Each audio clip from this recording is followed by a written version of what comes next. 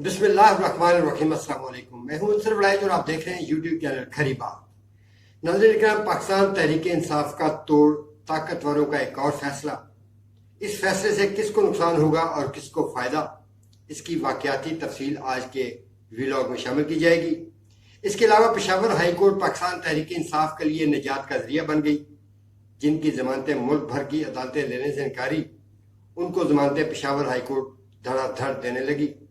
इस पर भी तफसीली खबर आपके साथ शेयर करूंगा, मगर इससे पहले मेरी सिर्फ एक गुजारिश कि अगर आपने अभी तक हमारे चैनल को सब्सक्राइब नहीं किया तो बराए मेहरबानी सबसे पहले सब्सक्राइब का बटन प्रेस कर दीजिए, क्योंकि आपका ताउन हमारे लिए शजरे साया साबित होता है।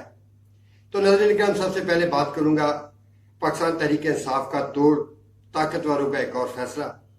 तो इस हवाले से पाकिस्तान मुस्लिम लीग नून के साबिक रहनुमा शाहिद खाकान अब्बासी ने अपनी नई सियासी जमात रजिस्टर करवाने के लिए इलेक्शन कमीशन ऑफ पाकिस्तान में मतलूबा कवायद जमा करवा दिए हैं। नाज़रीन इकराम, सियासत का कीड़ा बड़ा खतरनाक होता है। ये इंसान को टिक कर बैठने नहीं देता, मगर शाहिद खाकान अब्बासी में इस वक्त दो कीड़े एक्टिव हैं। एक कीड़ा साबिक वज़ीर-ए-आज़म रहने का और दूसरा कीड़ा खुद को मोतबर साबित करने का। ये दोनों कीड़े बड़े खतरनाक हैं। नाज़रीन इकराम, शाहिद खाकान अब्बासी पहले सियासतदान नहीं जिन्हें यह ज़ुल्म हो कि वो पाकिस्तान के हर दिल अजीज सियासतदान है।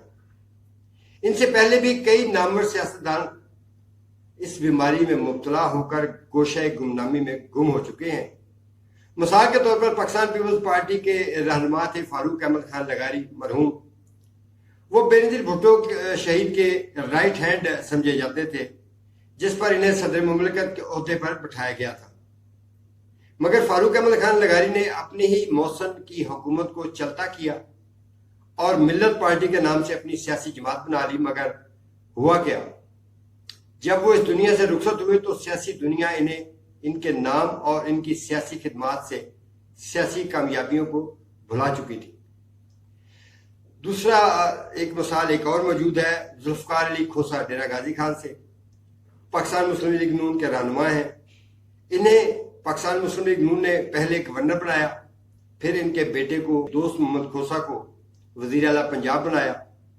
मगर वही हुआ, मेन स्ट्रीम में आते ही खोसा फैमिली ने बगावत कर दी और फिर सियासत से दूर होते चले गए।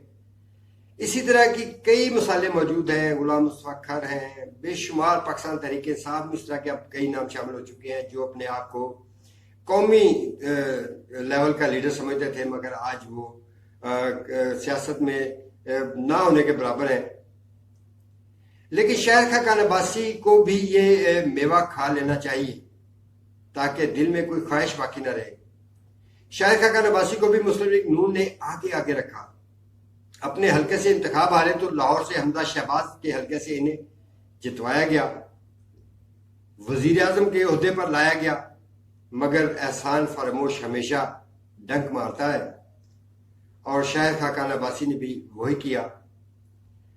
जब मुश्किल हालात थे तो शाहिद खाकान अब्बासी ने मुस्लिम लीग नून से बगावत कर दी और खुद को मोतबर समझते हुए मुस्लिम लीग नून से अलग रहने का फैसला कर लिया। उनके साथ मुबैना तौर पर मिफ्ता इस्माइल भी शामिल है मुस्लिम लीग नून के, और जो दीगर बागी कायदीन थे वो भी इनके साथ है कि इनका तगड़ा ग्रुप है। मगर सियासत में ये कामयाब होंगे या नहीं, ये तो अब फैसला वक्त करेगा। तो नाज़रीन इकराम, दूसरी खबर है पेशावर हाईकोर्ट के हवाले से। तो पाकिस्तान में अगर एक आदमी को जमानत करवाने के लिए कितने धक्के खाने पड़ते हैं, इसका अंदाजा मेरे व्यूअर्स को बखूबी होगा। जो खबर मैं आपको देने लगा हूं वो इसके बिल्कुल उल्ट है। पेशावर हाई कोर्ट, जी हाँ नाज़रीन इकराम, पेशावर हाई कोर्ट ने पाकिस्तान तहरीक इंसाफ के मफरूर रहनुमा मियां असलम इकबाल की एक ही दिन में 18 मुख्तलिफ मुकदमात में जमानतें मंजूर कर ली हैं। मैंने अपने इंट्रो में बताया था नाज़रीन के पेशावर हाई कोर्ट पाकिस्तान तहरीक इंसाफ की निजात का वाहिद जरिया साबित हो रही है।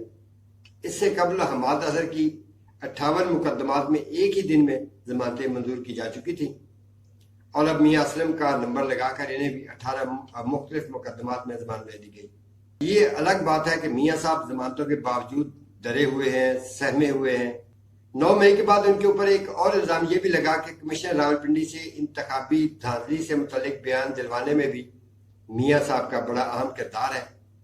بہرحال جب تک پشاور ہائی کورٹ قائم ہے، ہر بے یار و مددگار کو انصاف کی فراہمی کے لیے پشاور ہائی کورٹ کام کرتی رہے گی۔ اس لیے جو بھی پنجاب، سندھ اور بلوچستان کی عدالتوں سے مایوس ہے وہ فوری طور پر پشاور ہائی کورٹ پہنچے، کیونکہ وہاں شاپر بھر بھر کے انصاف فراہم کیا جا رہا ہے۔ یہ تو ویسے میں نے لائٹر موڈ میں بات کیا ناظرین کرام، مگر ججوں پر دباؤ کا جو حالیہ معاملہ اٹھا ہوا ہے، اگر اس کے تناظر میں دیکھا جائے تو پشاور ہائی کورٹ پہ مقتدرہ کا جو دباؤ ہے وہ اب کہیں نظر نہیں آتا۔ شاید اسی لیے پاکستان تحریک انصاف کا ہر رہنما ضمانتیں لینے کے لیے پشاور ہائی کورٹ سے رجوع کرتا ہے، اور پشاور ہائی کورٹ ان کی دلجوئی کرتے ہوئے ان کی ہر بات تسلیم کرتی ہے اور دھڑا دھڑ ضمانتیں دے دیتی ہے۔ باقی رہا پنجاب کا معاملہ، تو لاہور ہائی کورٹ نے بھی ایک زمانہ تھا کہ جب پاکستان تحریک انصاف کے حق میں فیصلے دینے شروع کیے،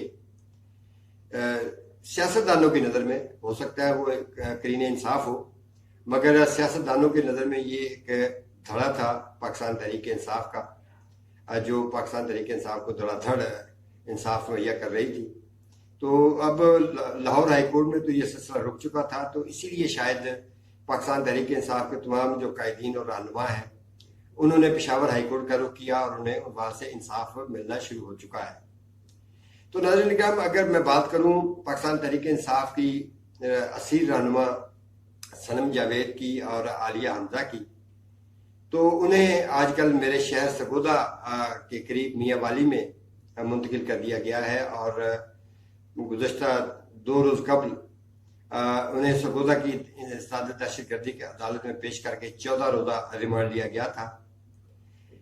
سرگودا اور میاں والی ناظرین اکرام ایک مہمان نواز لوگوں کا شہر ہے، کھلے دل کے مالک ہیں، لیکن اب وہ مجبور ہے عالیہ حمزہ اور صنم جاوید کو مہمان نوازی کرنے میں، کیونکہ 9 مئی کے دن سرگودا میں بھی ہمارے عظیم شہداء کی جو تصاویر لگی ہوئی تھیں ان کی بھی بے حرمتی کی گئی، اس لیے اب وہاں بھی غصہ ہے، لیکن سرگودا نے یہ ثابت کیا کہ وہ آج پاکستان تحریک انصاف کے ساتھ ہے، اور ایک پاکستان تحریک انصاف نے سرگودا کی تاریخ کا رخ بدل دیا تھا۔ شاید اسی لیے انہیں اب میاں والی منتقل کیا گیا ہے کہ سرگودا کے جو لوگ ہیں وہ امن و امان میں کوئی خلل نہ ڈالیں۔ تو ناظرین کرام، اس کے ساتھ ہی اگلی ویڈیو تک اجازت چاہوں گا۔ اللہ نے کے بعد